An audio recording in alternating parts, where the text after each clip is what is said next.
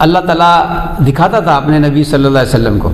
ابھی میں بات کر رہا تھا ایک حدیث شریف کی، میں اس پر حیران ہوتا ہوں۔ اس میں نبی کریم صلی اللہ علیہ وسلم نماز پڑھانے کے بعد مصلی پر تشریف فرما تھے، غالباً فجر کی نماز کا وقت تھا۔ نماز کے بعد آپ علیہ السلام نے اپنا ہاتھ آگے بڑھایا، ایسے جیسے کسی چیز کو پکڑنا چاہتے ہیں،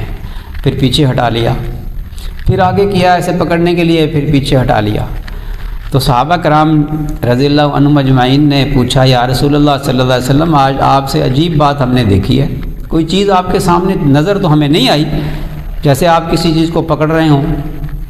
فرمایا کہ اللہ تعالیٰ نے کی طرف سے جنت کا ایک